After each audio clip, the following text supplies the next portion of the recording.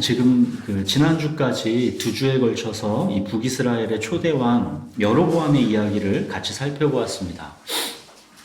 하나님께서 여로보암을 택해서 왕으로 세우시고 만약 다윗의 길로만 간다면 너의 왕권을 다윗에게 그랬던 것처럼 견고하게 지켜줄 것이다, 이렇게 말씀하셨습니다. 그러나 여로보암은 하나님의 말씀을 끝까지 믿지 않았습니다.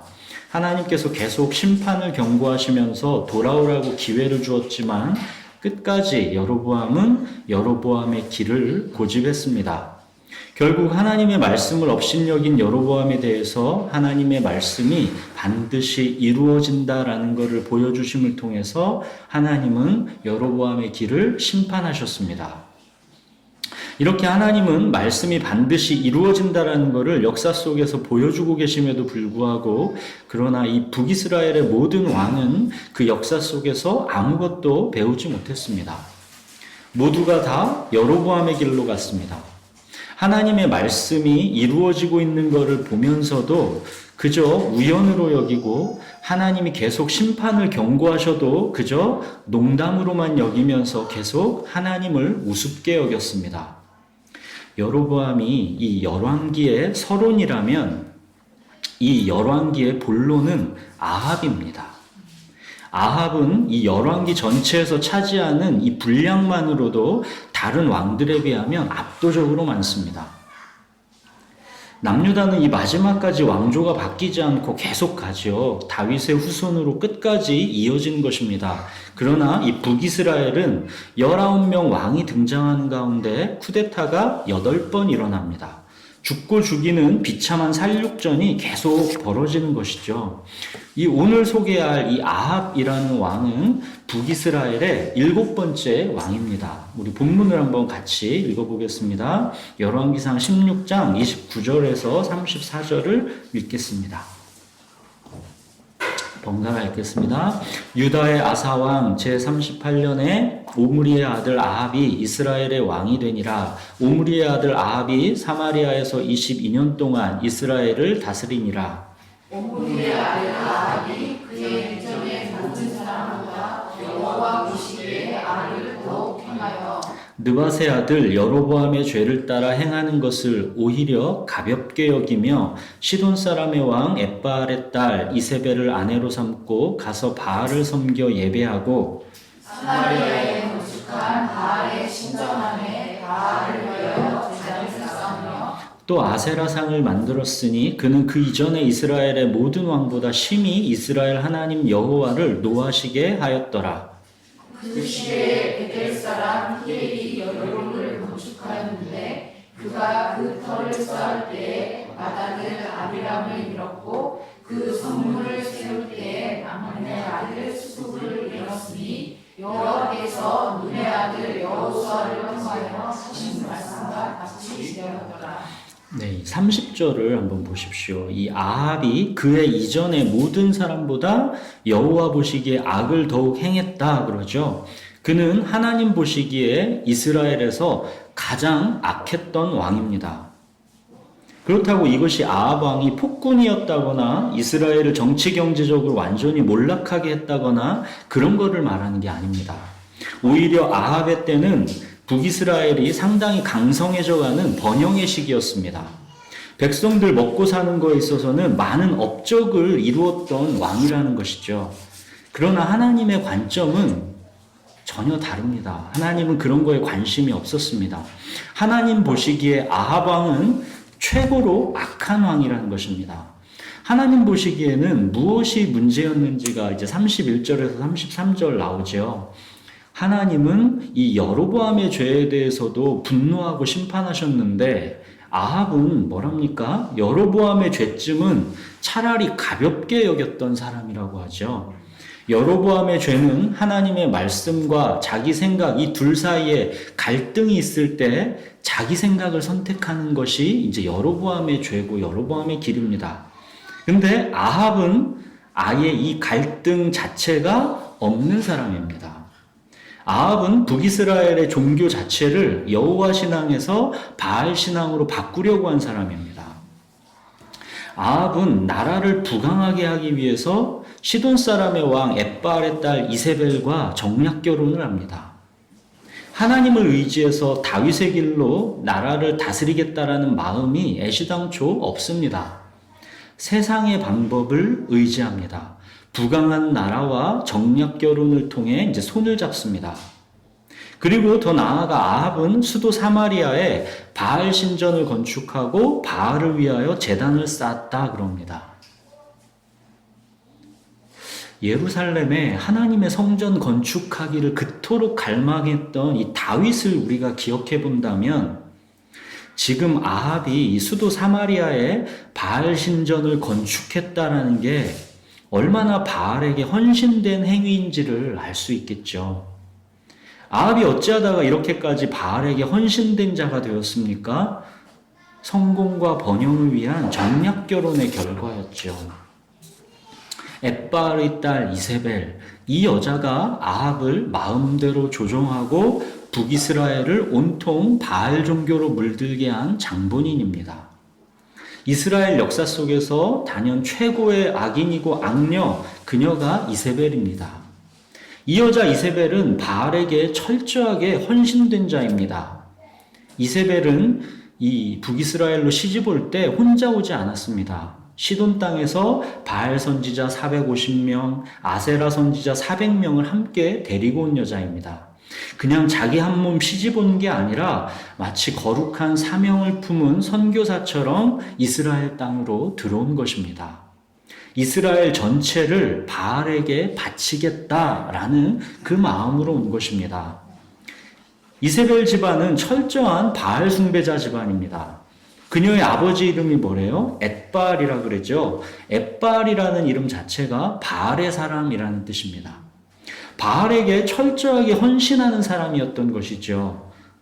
자, 바알은 그럼 어떤 신입니까? 바알. 가나안의 풍요와 다산의 신입니다. 풍요와 다산의 신. 우리 현대 세계가 추구하는 이 물질 숭배와 행복 숭배, 그냥 닮아 있는 거죠. 그게 바알 신입니다. 하나님은 그래서 가나안 땅을 약속으로 주시면서 그곳을 전멸시키라고 하셨던 것이었죠. 바알과 하나님은 결코 함께 갈 수가 없다라는 것입니다. 바알, 그 이름의 뜻이 예전에 뭐라고 했습니까? 주입니다. 영어로 로드. 하나님과 이름이 바알은 똑같습니다. 완전히 하나님을 대적하면서 이름만 똑같은 짝퉁인 것이죠. 우리 하나님의 사람들 중에 헌신된 자들, 죽으면 죽으리라 하는 그런 하나님의 용사들이 있죠. 바알 신에게도 그런 헌신된 자들이 있다는 것입니다. 그게 이세벨이고 그녀의 아버지 엣바알입니다.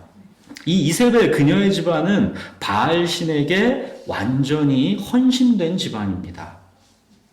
이세벨 그녀가 이스라엘에 시집 온 거는 단순히 정치적인 연대의 목적만이 아닙니다. 정말 중요한 핵심은 이스라엘을 바알 신에게 바치겠다, 그것이었죠. 그래서 수백 명의 바알 선지자들을 데려온 것입니다. 이세벨은 마치 이 바알 신앙의 선교사로 그렇게 온 것입니다. 이세벨 그녀가 시집 와서 무슨 일을 했냐면 우선 여호와의 선지자들을 다 죽였습니다. 왕궁에서 일하던 이 오바댜가 그나마 여호와의 선지자들을 굴에 숨겨주고 떡과 물을 먹여서 100명 정도 살려내었지, 안 그랬으면 여호와의 선지자들이 이스라엘 땅에서 몰살될 뻔했습니다. 아합 왕이 나라를 자기 힘을 의지해서 부강하게 하려고 하다가 이렇게 하나님의 분노를 사는 일들이 벌어진 것입니다. 이스라엘 전체가 바알 신에게 예배하는 그런 타락의 길로 갔습니다. 바알을 비를 내려주는 신이고 풍요를 가져다주는 신으로 그렇게 숭배했습니다. 그들의 풍요와 행복은 바알이 주는 것으로 이스라엘은 생각하고 있었던 것입니다. 점점 하나님은 그들에게 아무것도 아닌 존재로 그냥 내팽개쳐지고 있는 것입니다. 세상에서 풍요와 번영을 맛보기 시작하니까 하나님이 부담스러워진 것입니다. 하나님은 자기들의 풍요와 번영을 그런 거에 취해 사는 거를 못마땅하게 여겼으니까 하나님을 버리는 것입니다. 자기들의 풍요와 번영을 응원해 준다라고 믿는 바알신을 예배하는 것이 행복의 길이다라고 믿고 있는 것입니다.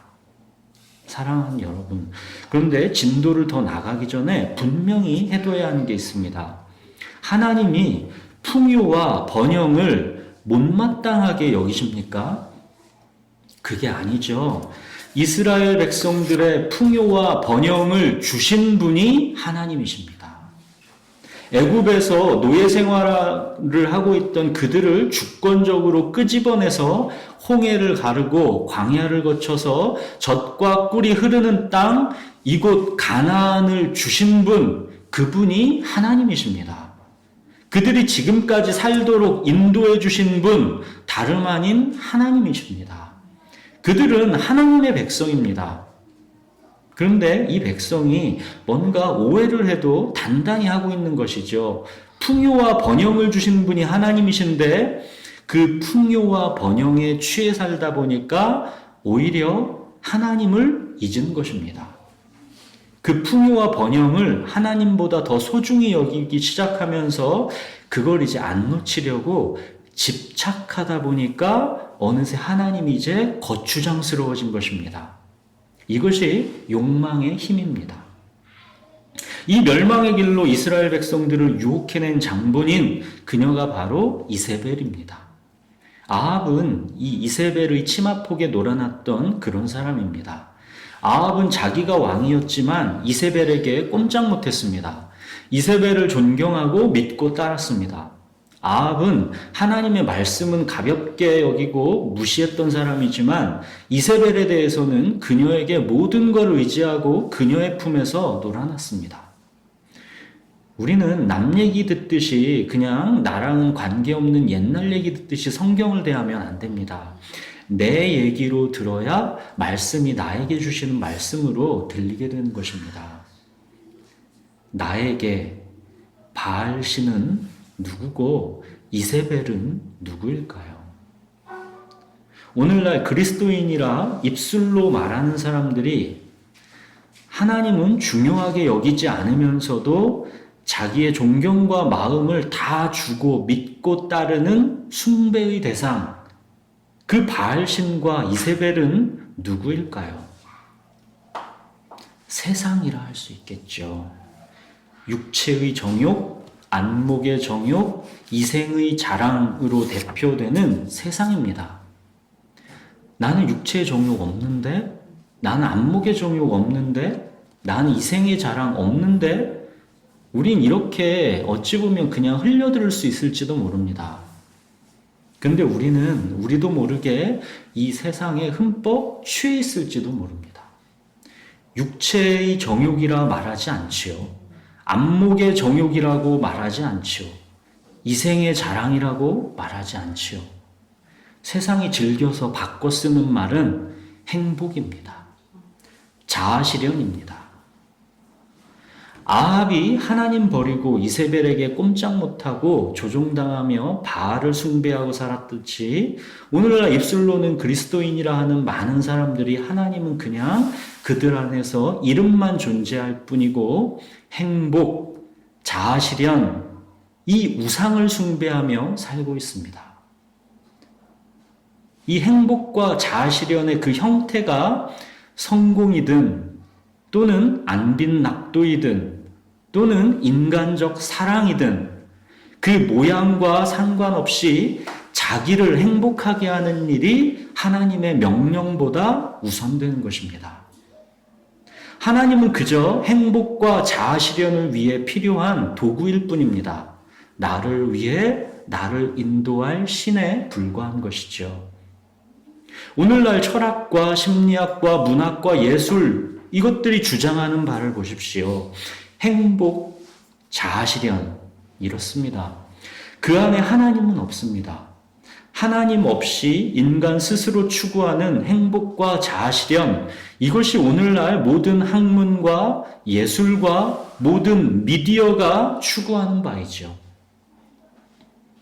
행복과 자아실현 추구로 대표되는 이 세상의 강력한 힘은 저항하기가 정말 어렵습니다. 이세벨에게 꼼짝 못하고 조종당하며 살 수밖에 없던 아합처럼 사람들에게 이 세상이라는 건 그만큼 강력한 힘이 있는 거죠.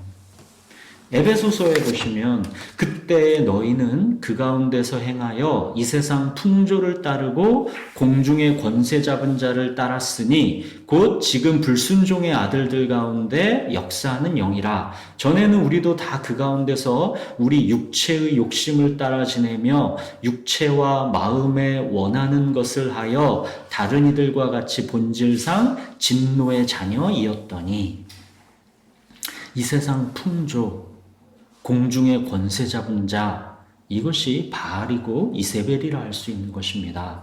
강력한 영적 존재입니다. 이 세상의 풍조인 행복과 자아실현 추구의 위험성을 여러분이 어디 가서 경고해 보십시오. 대번 공격받을 것입니다. 교회에서도 하기 힘든 말입니다. 아마도 극단적인 이단이라는 소리를 들을지도 모릅니다. 성경을 그래도 아는 사람들이 모여있는 곳에서 행복과 자아실현 추구의 위험성을 경고해도 차마 성경이 그렇게 말씀하고 있으니까 대놓고 공격하지는 않겠지만 그냥 한 귀로 듣고 한 귀로 흘릴 것입니다. 그냥 새 날아가는 이상한 소리나 하고 있구만, 살아가는 삶의 현실을 외면하는 극단주의자구만, 그렇게 치부될 것입니다. 그만큼 이 세상 풍조, 공중의 권세 잡은 자, 이거는 강력한 영적인 힘이 있습니다. 이것이 바알의 힘이고 이세벨의 힘입니다. 목숨을 버릴 각오를 하지 않으면 대항할 수 없을 만큼 그만큼 세상은 강력합니다. 세상은 결코 만만하지가 않습니다. 여러분도 정직하게 스스로를 한번 보십시오. 행복, 자아실현, 이거 추구하는 거, 이거 공격하면 일단 귀부터 닫고 싶지 않습니까? 그냥 들을 마음이 없는 거죠. 이론으로는 맞을지 몰라도, 성경으로는 맞을지 몰라도 내 육체와 마음에 원하는 바와는 맞지가 않기 때문입니다.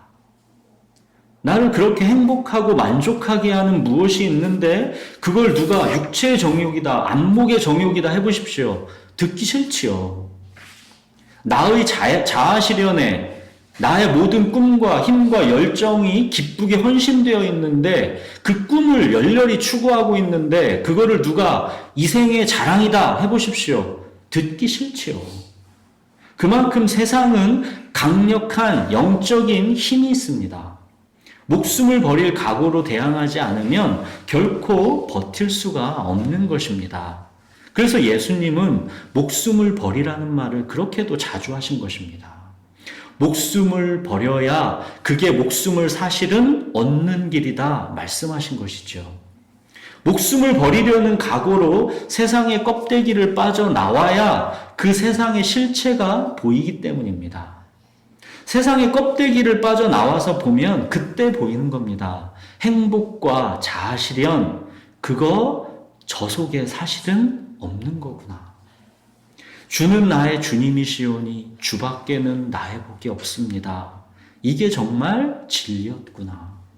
이것이 세상의 껍데기를 빠져나와서야 비로소 보이게 되는 것입니다. 하나님이 우리에게 가장 듣고 싶어 하는 말은 주는 나의 주님이시오니 주밖에는 나의 복이 없습니다. 이거입니다. 이게 다윗의 길이죠. 여러분은 이 말을 주님께 하루에 몇 번씩 해드리고 그렇게 살아가십니까? 이 믿음이 없이는 기쁘시게 못하는 것입니다. 하나님께서 내 모든 인생의 주님이신 것을 정말로 믿는 것, 나의 모든 행복과 자아실현은 하나님께서 주신다라는 것을 믿는 것, 이거를 하나님은 가장 기뻐하십니다. 나를 창조하신 목적, 나를 구원하신 목적, 그게 바로 주가 되려 하심이기 때문입니다. 그런데 우리가 세상에서의 행복과 자아실현에 취해 있으면 하나님께서 가장 기뻐하시는 이 고백, 주는 나의 주님이시오니 주밖에는 나의 복이 없습니다. 이 고백이 마음으로부터 나오지를 않게 되어 있습니다. 세상과 하나님은 겸하여 사랑할 수가 없는 것이기 때문입니다. 마음은 나뉠 수가 없는 거죠. 마음은 나뉠 수가 없는 겁니다. 세상과 하나님을 겸하여 사랑할 수가 없는 겁니다. 이 세상이나 세상에 있는 것들을 사랑하지 말라. 누구든지 세상을 사랑하면 아버지의 사랑이 그 안에 있지 아니하니 이는 세상에 있는 모든 것이 육신의 정욕과 안목의 정욕과 이생의 자랑이니 다 아버지께로부터 온 것이 아니요 세상으로부터 온 것이라. 이 세상도 그 정욕도 지나가되 오직 하나님의 뜻을 행하는 자는 영원히 거하느니라. 세상과 하나님은 겸하여 사랑할 수 없는 것입니다. 바알과 하나님은 겸하여 예배할 수 없는 것입니다. 세상에서 풍요에 취해 살면 점점 하나님은 부담스러워지게 되어 있습니다. 하나님의 말씀이 별거 아닌 것으로 무시되게 되어 있습니다. 마치 내가 왕이라도 된 것처럼 교만하게 되어 있습니다. 세상에서 행복을 누리다 보니까 삶에 자신감이 생기는 것이죠. 하나님이 없어도 사는데 지장이 없는 것입니다. 그래서 세상을 사랑하는 것이 이토록 위험한 것입니다. 그 결말이 멸망인 줄 모르고 계속 빠져드는 것이기 때문입니다. 야고보서에 보시면 가늠한 여인들아 세상과 벗된 것이 하나님과 원수됨을 알지 못하느냐 그런즉 누구든지 세상과 벗이 되고자 하는 자는 스스로 하나님과 원수되는 것이니라. 세상과 벗된 것, 즉 육체의 정욕, 안목의 정욕, 이생의 자랑을 추구하는 것은 하나님과 원수되는 것입니다. 세상을 사랑한다는 것은 구원이 무엇인지를 모른다라는 뜻입니다. 구원은 나의 지식, 감정, 의지, 이 나의 전 인격이 하나님의 사랑에 완전히 사로잡히는 것, 이것이 구원의 본질입니다. 마음이라는 것은 나뉠 수가 없는 거죠. 세상에 마음이 사로잡히든지 하나님께 마음이 사로잡히든지 둘 중 하나입니다. 마음의 문제입니다. 나의 어떤 종교적인 의무 생활, 이게 핵심이 아닙니다. 나의 마음이 진정 하나님께만 사로잡혀 있느냐, 내 마음이 진정 하나님께만 사로잡혀 있느냐, 내 마음을 누구에게 주었느냐, 그거 말하는 것입니다. 아합의 시대에는 바알신이 이렇듯 이 이스라엘 백성들의 마음을 다 사로잡은 것입니다. 너나 할 거 없이 모두가 행복과 자아실현에 온 마음이 빼앗겨서 하나님은 거추장스러운 존재로 버려두고 살아가고 있는 것이죠. 이게 아합의 시대입니다. 이렇듯 여로보암의 죄는 정말 아무것도 아닌 거가 될 만큼 바알신을 예배하도록 한 이 아합의 죄는 하나님 보시기에는 가증한 것입니다. 이 아합 왕의 시대가 북이스라엘 전체적으로 얼마나 악했는가를 보여주는 이 단적인 예가 바로 34절입니다. 34절 보십시오. 그 시대에, 아합의 시대에 베델 사람 히엘이 여리고를 건축하였는데 그가 그 터를 쌓을 때에 맏아들 아비람을 잃었고 그 성문을 세울 때에 막내 아들 스굽을 잃었으니 여호와께서 눈의 아들 여호수아를 통하여 하신 말씀과 같이 되었더라. 34절 지금 읽은 이것이 아합의 시대를 단 한 구절로 딱 요약한 것입니다. 여리고성이 어떻게 무너졌습니까? 전쟁에서 무너졌습니까? 그게 아니죠. 이스라엘 백성이 출애굽하고 나서 40년 광야 세월 보내고 드디어 가나안 입성을 하게 됐었죠. 그때 가나안 입성의 첫 관문이 어디였습니까? 그게 여리고성이었죠. 광야 세월 40년을 힘들게 보내고 이스라엘 백성이 무슨 전쟁 기술이나 무기가 있어서 자기들의 능력으로 여리고성을 점령했습니까? 그게 아니었죠.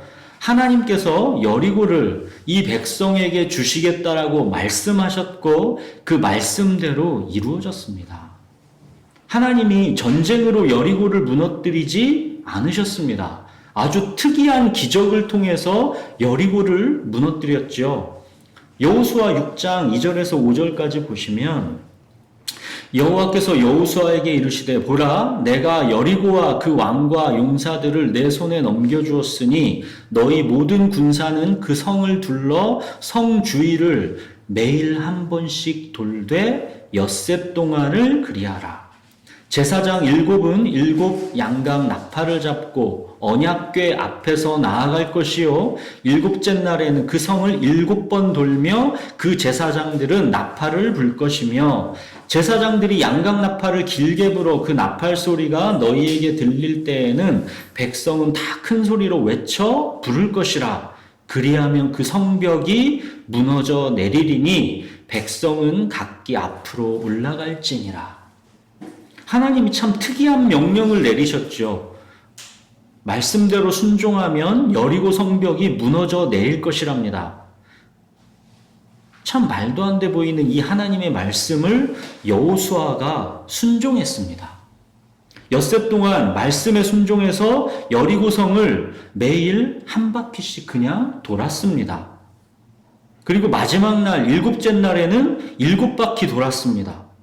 그리고 나서 온 백성이 큰 소리로 외쳤습니다.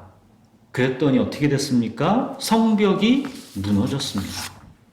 굳게 닫혀있던 여리고 성벽을 무너뜨릴 방법이 없었는데 이렇게 하나님께서 무너뜨렸습니다. 이 백성은 엄청난 기적을 경험한 것입니다. 하나님이 말씀하신 대로 그대로 이루어진 것입니다. 하나님의 능력으로 이 백성들은 살아가는 거지 자기들의 어떤 힘과 능력을 의지해서 살아가는 백성이 아니다라는 것을 보여주는 단적인 기적입니다. 가나안 입성의 첫 관문에서 하나님께서 이런 기적을 보이신 거 무엇 때문입니까? 바알 숭배가 만연한 이 가나안의 입성에서 살아갈 때 누가 너희의 하나님인지를 기억하라는 것입니다. 너희는 너희 자신의 힘을 의지해서 살아가는 백성 아니다. 너희는 내 것이다라는 것입니다. 나를 의지해서 살라는 것입니다. 나에게만 마음을 두고 살라는 것입니다. 내가 너희를 돌보고 먹이는 하나님이라는 것입니다. 너희의 행복과 자아실현은 나로부터 주어지는 것이지 바알과 같은 세상의 다른 헛된 신에게서 나오는 게 아니라는 것입니다. 절대 우상 숭배하지 말고 오직 나만을 믿고 의지하라는 것입니다. 나는 살아있는 만군의 하나님 여호와라는 것을 항상 기억하라는 말씀입니다. 무너진 여리고 성터는 바로 이거를 기억하게 해주는 것이죠. 여호수아는 이 무너진 여리고 성은 그래서 누구도 다시 쌓지 말라고 명령했습니다. 성을 다시 건축하려고 하는 자는 여호와 앞에서 저주를 받을 것이다 했습니다. 여호수아 6장 26절에 보시면 여호수아가 그때 맹세하여 이르되 누구든지 일어나서 이 여리고 성을 건축하는 자는 여호와 앞에서 저주를 받을 것이라. 그 기초를 쌓을 때 그의 맏아들을 잃을 것이요 그 문을 세울 때 그의 막내 아들을 잃으리라 하였더라. 왜 이 여리고성을 아무도 다시 쌓지 못하게 명령한 것입니까? 이 여리고성을 누가 무너뜨린 것인지 분명하게 기억하라는 뜻이죠. 너희를 살게 하는 거 하나님이시지 너희의 힘과 능력이 아니다라는 것을 이 무너진 여리고성을 보면서 항상 기억하라는 뜻입니다. 무너진 여리고성, 하나님은 살아계시다는 그 증거, 이거 보면서 너희의 모든 삶 가운데서 살아계신 너희 하나님을 항상 믿고 의지하며 살라는 그 말씀입니다. 이 무너진 성터를 보면서 이 백성들이 얼마나 감격했겠습니까? 하나님이 살아계시고 하나님 우리의 주권자요, 우리의 보호자다라는 명백한 증거 아니겠습니까? 근데 세월이 지나면서 기억이 퇴색해져 갑니다. 무너진 성터를 보면서도 살아계신 하나님에 대한 감격이 없습니다. 그 기적을 경험했는데도 감격이 없습니다. 바알신을 예배하면서 잘 먹고 잘 살게 되었다라는 자신감이 생기면서 하나님에 대한 감격이 급속히 사라져갔습니다. 그러다가 어느 날 무너진 여리고 성터를 보니까 이런 생각이 듭니다. 왜 저 넓고 좋은 땅을 그냥 쓸모없게 버리고 있지? 성공과 번영의 시각에서 무너진 이 여리고 성터를 보니까 그게 살아계신 하나님에 대한 증거로 보이는 게 아니라 비효율적으로 보이는 것입니다. 낭비로 보이는 것입니다.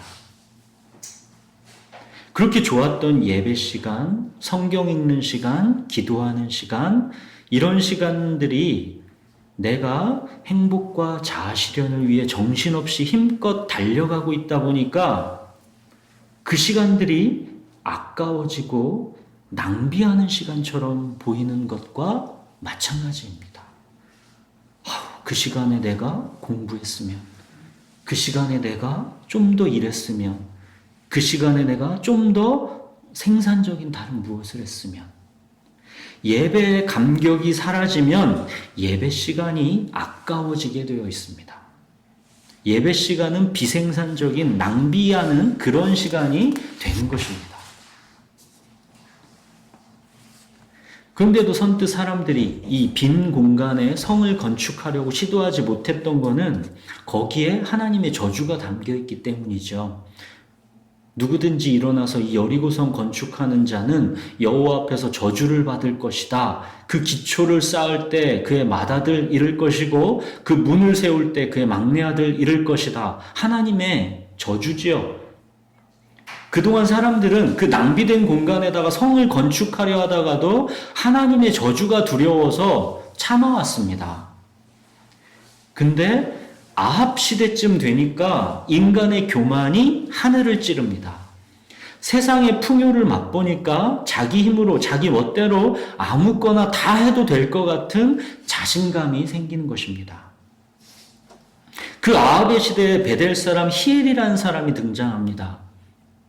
이거는 그냥 히엘이라는 개인을 말하려고 써있는 성경 말씀이 아니라 그 시대 모든 백성이 히엘과 같은 교만한 사람이었다라는 것을 말씀하는 것입니다. 34절 보십시오. 그 시대에 베델 사람 히엘이 여리고를 건축하였는데 그가 그 터를 쌓을 때 맏아들 아비람을 잃었고 그 성문을 세울 때 막내 아들 수굽을 잃었으니 여호와께서 눈의 아들 여호수아를 통하여 하신 말씀과 같이 되었더라. 무너진 여리고 성터에서 살아계신 하나님의 권능에 감격하기는커녕 그 낭비된 공간에 이거 제대로 활용해서 한번 딴 거 해보자라는 적극적인 도발을 시도하는 것입니다. 하나님의 저주를 두려워하지 않습니다. 자, 히엘이 여리고를 건축합니다. 그가 터를 쌓을 때 맏아들 아비람을 잃었습니다. 하나님의 저주가 말씀대로 정말 그대로 말씀대로 실현되었지요. 그럼 당연히 어떻게 해야 합니까? 아, 하나님이 정말 살아계시는구나. 하나님의 말씀은 반드시 이루어지는구나. 이렇게 여리고 건축하는 거 멈춰야 하는 거죠. 그게 상식 아닙니까? 히엘뿐만 아니라 아합도 이스라엘 온 백성도 살아계신 하나님을 다시 이제 깨닫고 회개의 자리로 나아가야 하는 거죠. 그때라도 하나님이 돌이키라고 지금 기회를 주신 것입니다. 근데 히엘은 멈추지 않았습니다. 맏아들 아비람을 잃은 거는 그냥 불행한 우연의 사고라고 여기는 거지요. 그거 우연이지. 그렇게 여긴 것입니다. 하나님의 말씀을 두려워하지 않는 것입니다. 계속 반복하지 않습니까? 하나님의 말씀이, 하나님의 경고가 들리는 것이 가장 큰 은혜입니다. 히엘은 안 들리고 있습니다. 그래서 우직하게 그 불행을 딛고 계속 여리고성을 건축합니다. 그래서 어떻게 되었습니까? 이제 다 짓고 마지막 그 이제 성문을 세우는 것만 남았는데 그 성문을 세울 때 막내 아들 스굽을 잃었습니다. 여호와께서 눈의 아들 여호수아를 통하여 하신 말씀과 같이 되었더라 그러죠. 보십시오. 말씀은 반드시 이루어집니다. 바로 이 히엘의 모습이 그 당시 아합 시대의 이스라엘 백성들의 일반적인 교만이라는 것입니다. 참 아이러니하게 이 히엘이라는 사람, 그 이름의 뜻은 하나님은 살아계시다입니다. 히엘은 자기의 두 아들을 잃으면서 결과적으로는 어떻게 됐습니까? 하나님은 살아계시다라는 것을 증명하게 된 것이죠. 여호수아 때 여리고성 무너진 거는 이 지금 아합의 때로부터 약 500년 전의 일입니다. 그 500년 동안 아무도 하나님의 말씀이 두려워서 여리고성을 다시 건축하려는 그 시도 자체를 안 했습니다. 그게 500년 동안 지켜졌습니다. 근데 아합의 시대에 이 봉인을 푼 것입니다. 그만큼 아합의 시대는 하나님 보시기에 악한 시대라는 것입니다. 육체의 정욕, 안목의 정욕, 이생의 자랑으로 대표되는 세상을 추구하는 욕망이 하도 거세서 하나님의 말씀은 정말 안중에도 없는 그런 시대가 아합의 시대인 것입니다. 하나님의 말씀을 그냥 농담으로 여기는 것입니다. 그냥 풍요와 행복만 있으면 되는 것입니다. 하나님을 마음에서 버린 것입니다. 그러나 보십시오. 500년이 지났어도 하나님의 말씀은 그대로 살아있어서 말씀하신 그대로 이루어지고 있습니다. 풀은 마르고 꽃은 시드나 오직 주의 말씀은 세세토록 있다라는 게 증명되고 있는 것입니다. 사랑하는 여러분, 아합의 시대는 경제적으로는 번영했던 시대입니다. 먹고 살기에는 풍요로웠던 시대입니다. 이스라엘 백성들은 살아가는 거에 만족했습니다. 그러나 하나님 보시기에는 가장 악한 시대입니다. 하나님을 마음으로부터 버린 시대이기 때문입니다. 여로보암의 길로 가게 되면 아합의 시대로 가는 것은 시간 문제입니다. 하나님의 말씀과 자기 생각이 대립할 때 항상 하나님의 말씀을 선택할 줄을 알아야 합니다. 점점 자기 생각을 우선시하다 보면 조만간 하나님의 말씀으로 인한 이 갈등조차가 없어지게 됩니다. 아합의 시대처럼 그냥 하나님의 말씀으로 인한 아무런 갈등 없이 세상의 행복을 대놓고 추구하게 되어 있습니다. 그거를 하나님이 방해한다 싶으면 하나님도 거추장스러워서 점점 거부하게 되어 있습니다. 육체의 정욕, 안목의 정욕, 이생의 자랑으로 대표되는 바알신을 숭배하게 되는 것입니다. 사랑하는 여러분, 이번 수요일 우리 예배 때 뭐라 했습니까?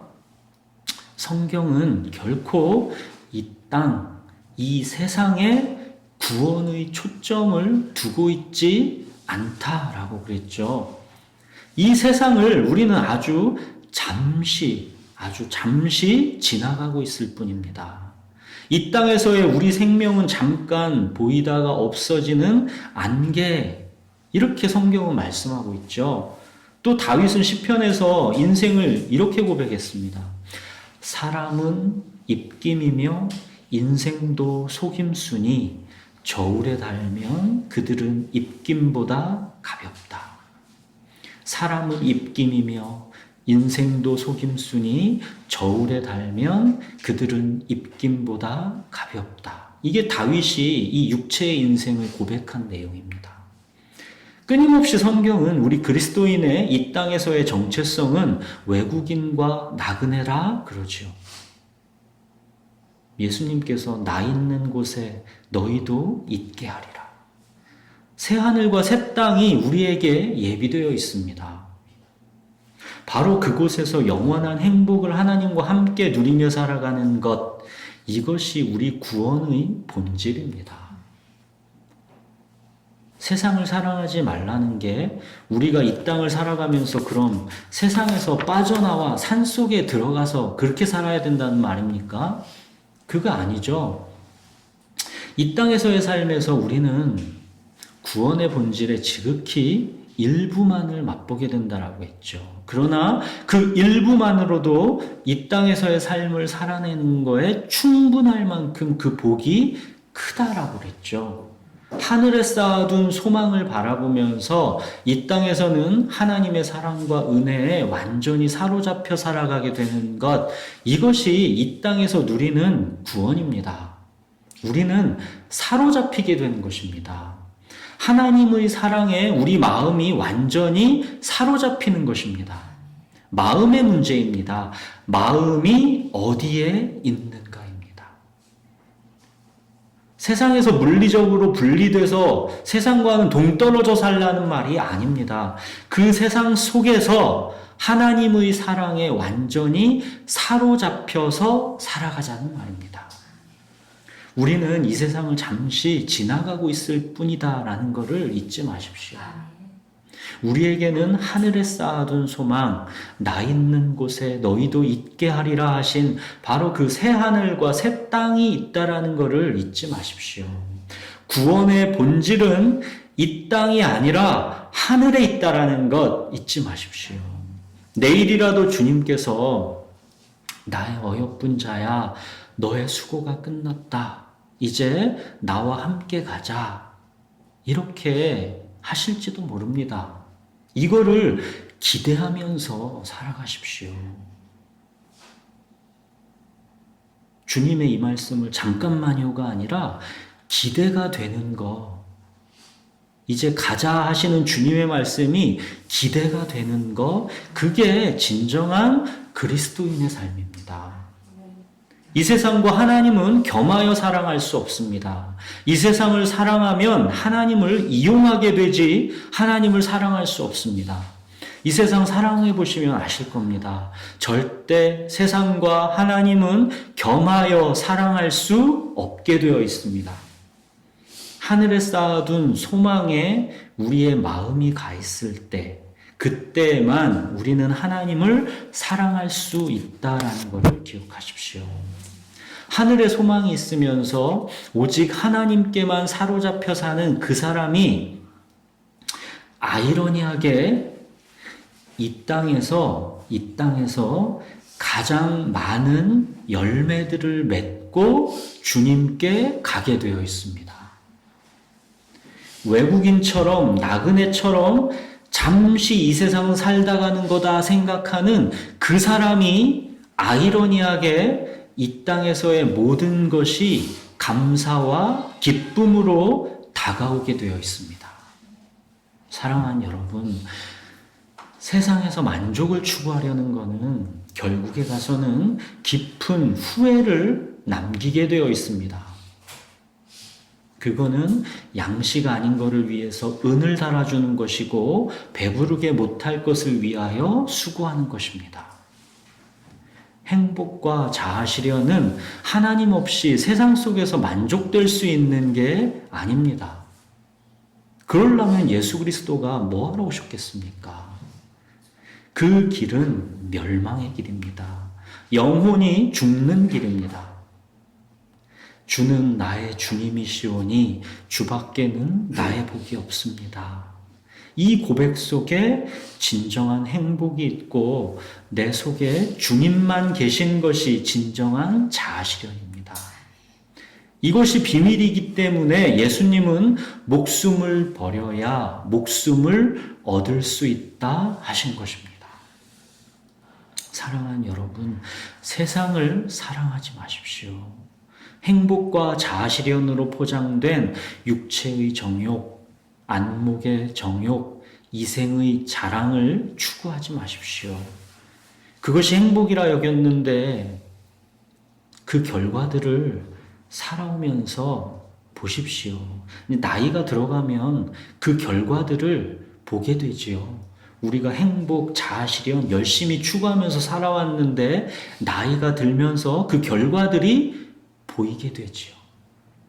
그게 진정한 행복인지 오히려 고통과 불행이 바로 그 집착에서 나왔던 것은 아닌지 어느 날 우리가 나이 들면서 깨달아진 것입니다.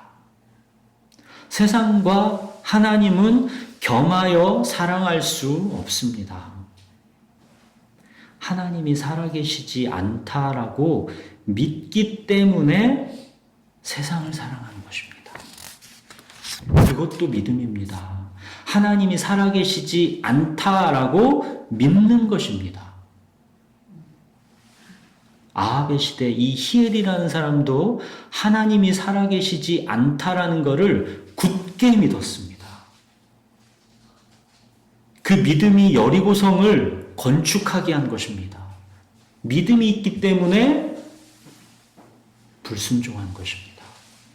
그 믿음이 맏아들 아비람을 잃게 한 것입니다. 끝까지 고집하는 그 믿음의 헌신이 막내 아들 스굽을 잃게 한 것입니다. 하나님이 살아계시지 않다라는 것에 대한 강력한 믿음, 강력한 헌신이 있었던 것입니다. 사랑하는 여러분, 여러분은 하나님이 살아계시다라는 것을 믿습니까? 아니면 하나님이 살아계시지 않는다라는 것을 믿습니까? 둘 다 믿음입니다. 둘 중에 무엇을 믿느냐가 우리의 삶을 결정짓는 것입니다. 사랑하는 여러분, 아합의 시대는 하나님은 살아계시지 않는다라고 믿는 시대입니다. 시편에 보시면 어리석은 자는 그의 마음에 이르기를 하나님이 없다 하는도다. 어리석은 자는 그 마음에 이르기를 하나님이 없다 하는도다. 사랑하는 여러분, 그러나 말씀하신 지 500년 시간이 흘렀어도 여호와께서 눈의 아들 여호수아를 통해서 하신 말씀과 똑같이 그렇게 되었다라는 것을 기억하십시오. 풀은 마르고 꽃은 시들어도 주의 말씀은 세세토록 있습니다. 히엘이라는 이 사람의 이름 뜻처럼 하나님은 살아계십니다. 이번 한 주 하나님의 살아계심을 믿고 주는 나의 주님이시오니 주밖에는 나의 복이 없습니다. 이 고백, 하나님께서 가장 우리들에게 듣고 싶어 하시는 이 고백을 많이 하면서 한 주를 살아보시기 바랍니다. 사랑하는 여러분, 행복과 자아실현의 욕망을 압도할 수 있는 행복과 자아실현의 욕망을 압도할 수 있는 더 큰 욕망은 하나밖에 없습니다. 주님께 순종하고 싶은 욕망. 이 욕망은 얼마나 강력한지 모릅니다. 여러분이 하나님의 사랑에 사로잡히면 주님께 순종하고 싶은 그 순종의 욕망은 행복과 자아실현의 욕망을 압도합니다. 주님께 순종하고 싶은 욕망, 오직 이 욕망만이 우리의 행복과 자아 실현의 욕망을 압도할 수 있습니다. 우리 기도하겠습니다.